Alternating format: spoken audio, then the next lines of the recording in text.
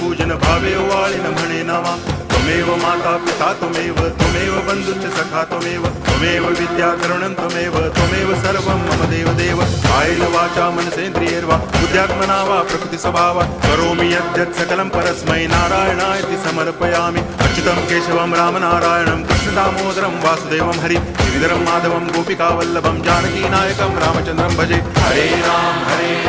Ram Ram